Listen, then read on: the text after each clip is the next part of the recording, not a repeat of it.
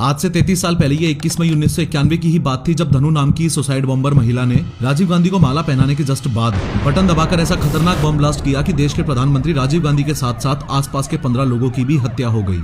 असल में हुआ ये था कि राजीव गांधी की हत्या से 6 घंटे पहले यानी 4 बजे श्रीलंका में लोकेटेड जो इंडियन एम्बेसी थी उसमें एक अननोन कॉल आया और कॉल करने वाले ने पूछा कि क्या राजीव गांधी अभी भी जिंदा हैं। हालांकि राजीव गांधी जिंदा भी थे और आने वाले इलेक्शन के लिए देश भर में रैलियां भी कर रहे थे। इस अननोन कॉल के 2 घंटे बाद यानी शाम को 6 बजे राजीव गांधी विशाखापट्टनम की एक इलेक्शन रैली से फ्री होकर एयरपोर्ट की तरफ जा रहे थे ताकि चेन्नई के पास श्री पेरम्बदूर में होने वाली एक और रैली को अटेंड कर सकें। अब जैसे ही राजीव गांधी विशाखापट्टनम एयरपोर्ट पर पहुंचे तो पायलट ने उन्हें बताया कि वो अभी फ्लाई नहीं कर सकते क्योंकि एयरप्लेन के कम्युनिकेशन डिवाइस में कुछ खराबी है। जितनी देर कम्युनिकेशन डिवाइस सही किया जा रहा था उतनी देर राजीव गांधी वहीं एयरप्लेन के पास बैठे रहे, लेकिन जैसे जैसे टाइम बहुत ज्यादा लगने लगा वैसे ही राजीव गांधी वहां से चल पड़े। आज अटैक वाले दिन यानी 21 मई 1991 को राजीव गांधी ने ये डिसाइड किया कि वो विशाखापट्टनम में ही सरकारी गेस्ट हाउस में रुकेंगे। अपनी टीम के साथ राजीव गांधी का काफिला कुछ ही दूरी तय कर पाया था कि तभी एक पुलिस ऑफिसर बाइक से राजीव गांधी की कार का पीछा करने लगता है। थोड़ी ही देर में उसने राजीव गांधी की कार को रुकवाकर उनको बताया कि एयरप्लेन ठीक हो गया है, अगर आप चेन्नई जाना चाहते हैं तो एयरप्लेन आपका वेट कर रहा है। ये सुनते ही राजीव गांधी ने तुरंत यू टर्न लेकर अपनी कार को इतनी तेजी से दौड़ाया कि उनकी टीम पीछे ही रह गई और बताया जाता है कि वो हवाई जहाज में बैठकर चेन्नई के लिए रवाना भी हो गए। यहाँ ये सुनकर आपको थोड़ा अजीब लगेगा कि अरे ये कैसा प्रधानमंत्री है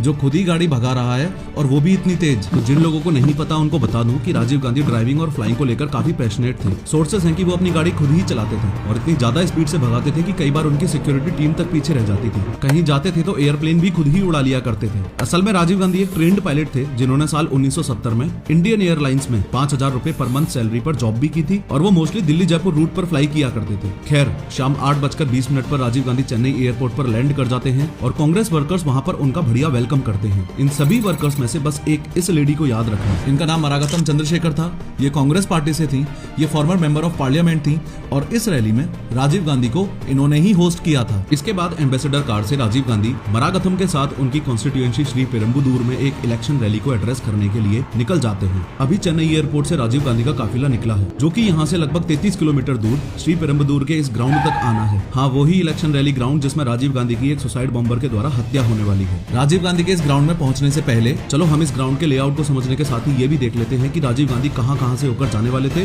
और क्या क्या करने वाले थे। ये वो पूरा ग्राउंड है जहाँ इलेक्शन रैली ऑर्गेनाइज्ड की गई है। इस ग्राउंड में यहाँ पर वो स्टेज है जहाँ से खड़े होकर राजीव गांधी लोगों को संबोधित करेंगे। स्टेज तक चलकर आने के लिए बीच में ये रेड कारपेट एरिया है। स्टेज के पास ही रेड कारपेट एरिया के इस तरफ ये लेडीज सेक्शन है और स्टेज से कुछ दूरी पर रेड कारपेट एरिया के अपोजिट डायरेक्शन में यहाँ पर ये वो सेक्शन है जहाँ राजीव गांधी के स्वागत के लिए लोग खड़े होने वाले हैं। इस स्टेज के बिल्कुल सामने 100 मीटर की दूरी पर ये राजीव गांधी की माँ यानी इंदिरा गांधी की ये बड़ी कार्डबोर्ड वाली मूर्ति है। ओवरऑल